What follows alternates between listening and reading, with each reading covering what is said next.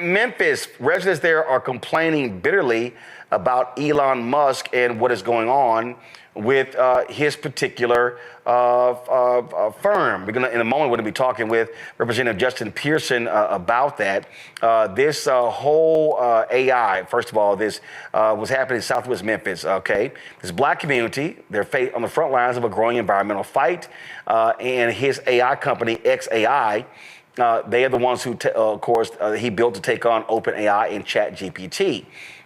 People in Memphis are seriously worried about air quality, asthma, and survival. And so we've seen these environmental issues all around.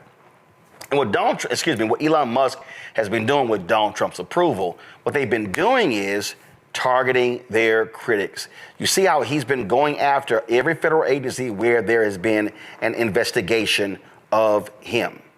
So we're going to talk to Representative Pearson in just a second. But here's the thing that I'm laughing about, okay, about these fools. And I saw this tweet from country singer John Rich, and he's an absolute MAGA suck-up. I mean, an absolute MAGA suck-up. And he posted on his Twitter feed about paying taxes. And let me just show y'all what this fool had to say. He tweets, "It's always been stomach churning, but after learning all that Doge has found, paying my, give me 1 second. It's always been stomach churning, but after learning all that Doge has found, paying my taxes this year has brought on a whole new level of nausea." He's a moron. You know why?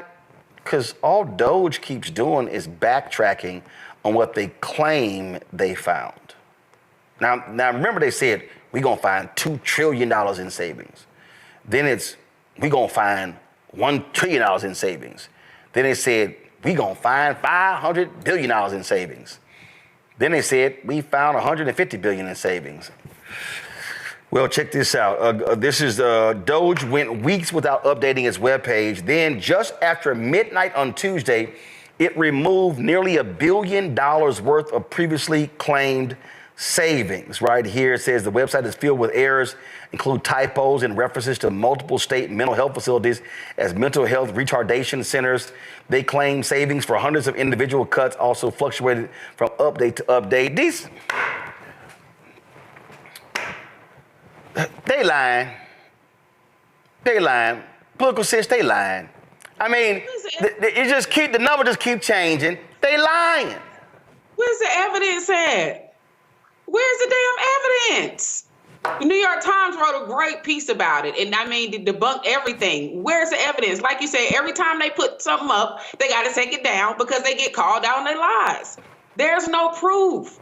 The only people that's getting rich out this damn scheme is Elon Musk and Trump and his corporation buddies. Those are the only people who's making money. Everybody else, we're losing. The American people are losing. They're taking food away from poor people. We are losing. Social Security is damn near going to be gone. Who's winning?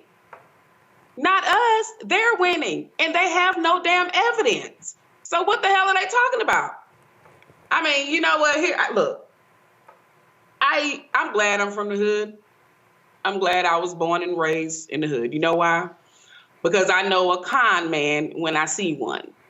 And these damn people are allowing for this man to con the hell out of them. They are worse than damn thugs. And I'm glad that it ain't me. But they are getting conned like a motherfucker. And it's you can't, I'm mad because it's people who actually didn't vote for him and voted for the black woman that has to suffer. They have to suffer. Yep. That's the whole fucked up part about the fucking around and finding out. Joy? I love you, political sis. You say all the things that I can't say. I love it. I love it. No, you can say it. You just don't want to say it. Well, I can say it, but I'm in my mama's house. I'll hear about it. But here's the thing. No, you're right. No, look, here's the thing. Doge has cost the people more than it saved. If you are working for them, you'll be quickly removing it from your resume. Elon Musk is slowly being ushered out of the federal government because people within the White House itself are appalled at what he's doing. They're humiliating him. These are not people who are credible workers vis-a-vis all the typos and the mistakes and the having to do revisions, et cetera, going into agencies and not even really understanding what those agencies are doing, being met with conflicts from even the heads of the agencies, right, who are Donald Trump appointees, who are like, no, you don't know what you're doing here. This has been a colossal failure. All it served to do is to threaten agencies that have had concerns with Elon Musk. That's going to continue to happen. That is what is happening in this administration. They are weaponizing government, your taxpayer dollars, and using it as an arm to pursue their political ends, not yours. And in billionaires' political and legal ends, not yours. That's what's happening here. We all know it. Frankly, we are getting taken advantage of as well. That's right. But it's these white folks. They don't even understand so many of our government programs they are reliant on. And I think it's been a mistake for us to always talk about people of color and how we are benefited. Perhaps numerically, disproportionately, we are benefited. But numerically, they are the ones getting the vast majority of these benefits because they're the vast majority of people in the country. So it's them, it's their neighbors, it's their relatives who are going to suffer. In rural America, in urban America, is their mother who's going to have her delayed Social Security check, who's going to be standing in lines when their regional office closes. It's not just us. We got to stop creating that narrative. Oh, yeah, it's going to be them. And you know, listen, I just need people to realize what's going on, Zach. And the bottom line is this here. These thugs, these crooks, it's all about the rich. They do not care about regular, ordinary people, and they damn sure don't care about black people. Across the board, every single group in this country has suffered during the first 3 months of the Trump administration, and we're not at the end of the first 3 months. We saw $10 trillion wiped out of the American economy, and our 401ks diminished, in some cases depleted, based on what Trump did starting on April the 3rd with these tariffs. And it's only gotten worse. It's only gotten worse. I think 500 million they're saying has been brought in for 10 trillion that has gone out of the door. And so when you're looking at Doge and all of their unethical actions, probably very likely illegal actions, people have lost jobs. People are losing. And that's what we know of. This is what we know has been lost. American process and procedures that we've never questioned have been slowed down, in some cases halted. All for the purpose of, they said saving money, but really for having their hands in the government to make it ineffective and inefficient to then be able to cause a massive distraction when we look at what Elon is doing instead of the person who's caused it all, Donald Trump. I want to share with your viewers and emphasize to everyone out there, we cannot take our eyes off of the man who has enabled this and who has the power to make it all happen. All of this is the fault of Donald Trump, our president, and the Republican Party. We can't forget that in 2026. We can't forget that in 2028. We have to continuously repeat that over and over so that the American people understand that Elon Musk has no power. Doge has no power. All the power they exercise was given to them by Donald Trump and Republicans in Congress. Oh, absolutely. Joining us right now is Representative Justin Pearson. Glad to have you back on the show. Just take us through what the hell is going on down there in Memphis with Elon Musk and these gas turbines polluting the community. Listen, we have Elon Musk, the richest man in the world, misusing and abusing his authority, his power, and his resources to pollute our air. Memphis and Shelby County has some of the worst air quality in the country. We are an asthma capital in the United States of America, a cancer risk of 4.1 times the national average, and over 17 toxic release inventory facilities already. And now he's trying to build the world's largest supercomputer in Southwest Memphis. It's already operating, and they are now applying for a permit. And there's a public hearing on April 25th, but they're applying for a permit to pollute our air indefinitely and in perpetuity. But they only applied for 15. And now we know from work done by the Southern Environmental Law Center that they have 35 gas turbines. The health department, Shelby County Health Department, hasn't been there one time to visit, hasn't seen it, has not notified the public of what's going on there. And they came into our community on the coattails of the Chamber of Commerce, on the coattails of Mayor Paul Young, Mayor Lee Harris, the Shelby County Health Director, and so many other elected officials who were so excited that Elon Musk was coming to the city that they never thought about the ramifications for the people who live there. This plant is actually being built in my community, in my neighborhood, in 38109, where I went to high school, where my grandmothers, God rest their souls, died from cancer, and where my fiance and I have just bought our first home. And so it's really personal, this fight, but he's using his money to manipulate people, particularly African-American leadership, into hurting and harming our community. How is it there have been no inspections? I take it you've been in conversation with the mayor's office or the city government. What are they saying? Right. So the Shelby County Health Director, Michelle Taylor, who works for Lee Harris, has said they are not allowed to require a permit from them until after a year because of an exception within the Clean Air Act. The only problem, Roland, that Mayor Lee Harris and Shelby County Health Director Dr. Michelle Taylor know, because the Southern Environmental Law Center on several occasions, along with Memphis Community Against Pollution, Young, Gifted, and Green, Protect Our Aquifer, Sierra Club of Tennessee, have told them is that the types of turbines these folks are using do not fit within that exception. They have the power to do something. They made a mistake in not regulating them on day one, and now they're just deciding to continue to go along with what's going on, even though they know better. And that's what's really challenging, because our lives, our lungs, our air quality is being sacrificed for the benefit of this polluter, who with 35 turbines could be the largest polluter of nitrogen oxide, even more than the Memphis International Airport. And so we're seeing that being concerning, as well as another environmental concern is formaldehyde. With 35 turbines, they could actually be putting into the air 16.7 tons of formaldehyde, a cancer-causing carcinogen. This is happening again in Southwest Memphis to a black community, a majority black community, once more, because they think, as Dr. Mustafa Santiago Ali has talked about a lot, that we're a sacrifice zone, that our lives, our lungs don't matter because the profits of this richest man in the world are more important than the people. And we're being told, well, the $30 million, roughly $15 million to the county in taxes is worth our lives. So whose job is to check? And do they care, or is it all about the money?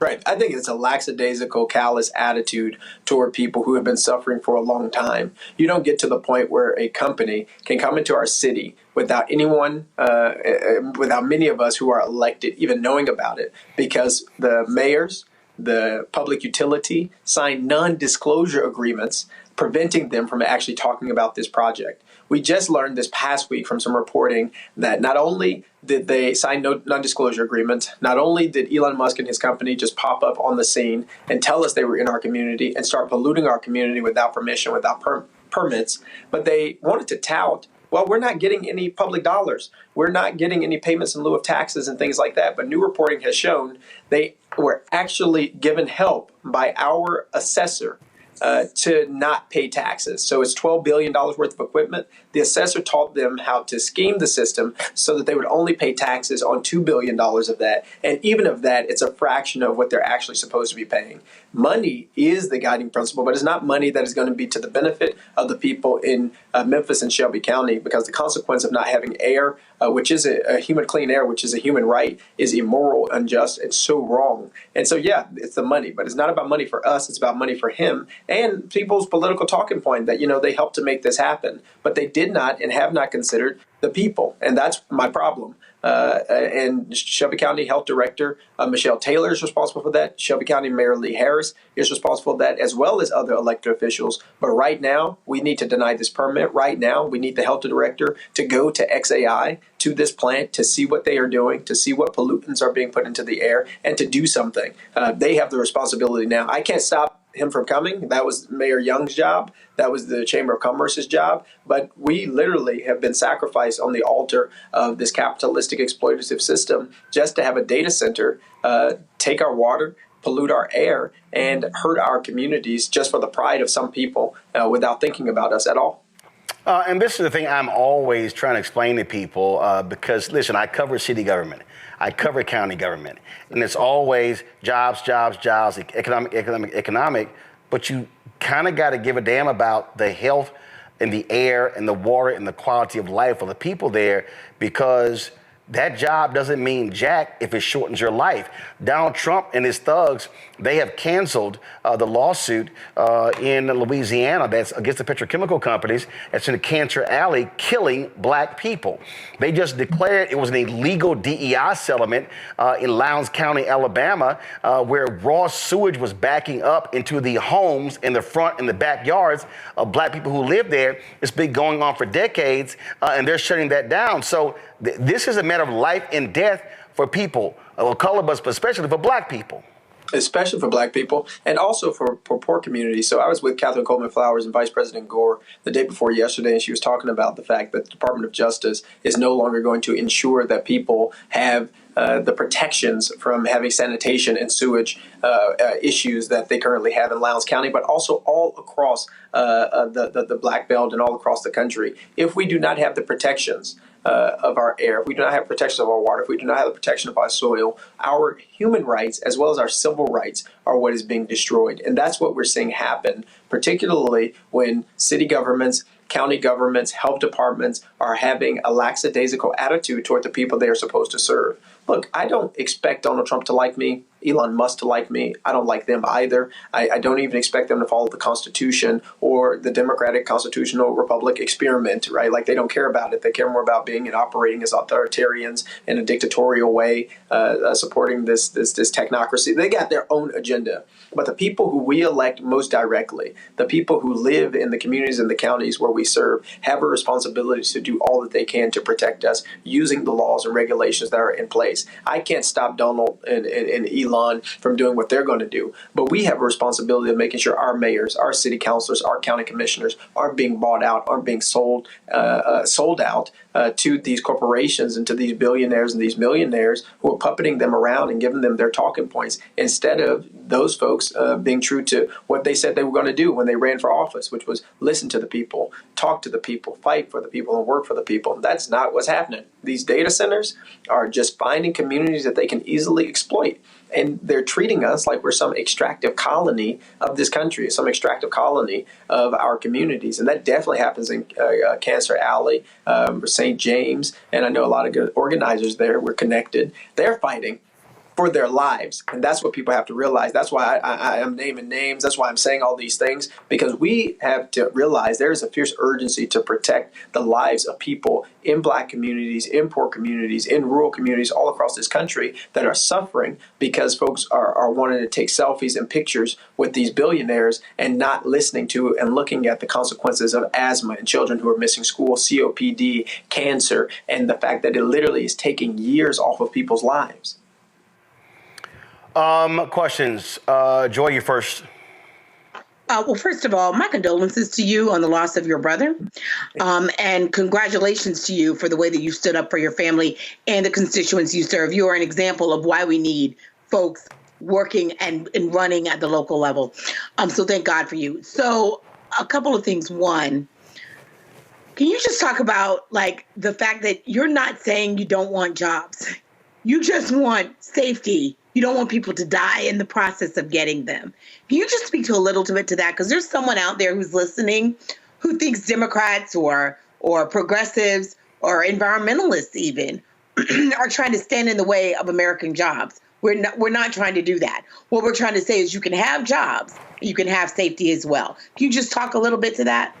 Absolutely. The idea that there is some dichotomy between having economic justice and having environmental justice is wrong. The fact of the matter is the jobs that companies like XAI and Elon Musk are bringing into communities aren't jobs for people in the community. We may be the security, we may be in the patrol car, but the engineers and folks that they are hiring are typically people who are outside of the state, who may be imported in or be working remotely. These aren't jobs, as you might imagine, in an era gone by where 1,000, 2,000, 3,000 people are being employed. It's 600,000 people in our city, and they say at most this company is going to have 200 employees. So it isn't increasing the wages of folks. It's not addressing any economic inequality and injustices that we're seeing, but we are seeing an increase in the amount of nitrogen oxide. We are seeing an increase in the amount of pollution. We are seeing environmental racism and environmental injustice plaguing us once more. And it's not working.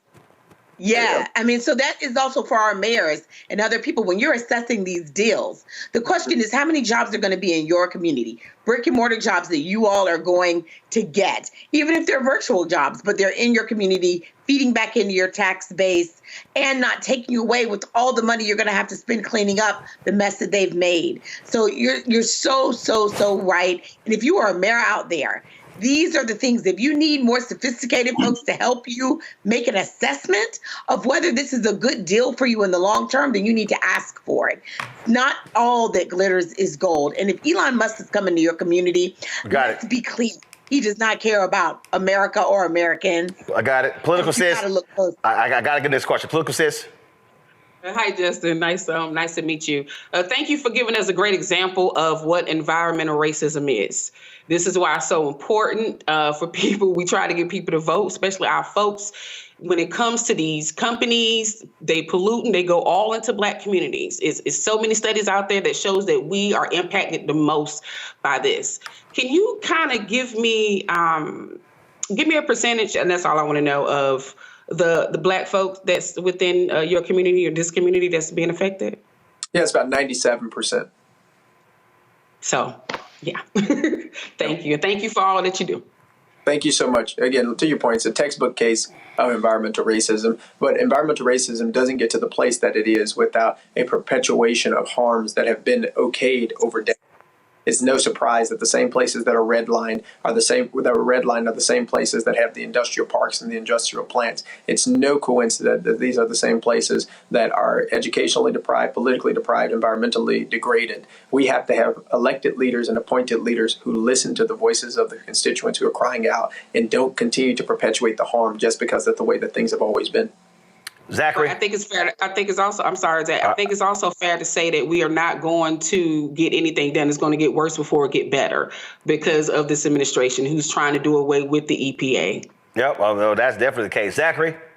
I know people are going to hopefully go a little bit deeper and do a little bit more research around environmental racism.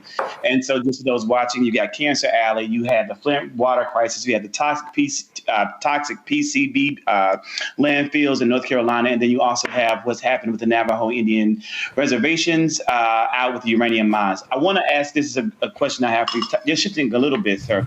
And again, the whole entire village is with you and is mourns with you with the loss of your brother. May he rest in paradise and power. This is my question for you. You, many times when you were working at the state level of government, you look up to your national leaders for advice and for guidance and for role models. But I believe that you, sir, are a role model to our national leaders who are serving the entire nation in regards to how you can be a part of the minority party, the opposition party, and still be highly effective. What advice would you give to our national leaders, to Democrats who have been elected to represent us in Congress, of how they could get power, gain authority, and do the work of true opposition to the Trump administration and congressional Republicans? Absolutely. So, thank you so much for you all's kind comments about my brother. We miss him every single day.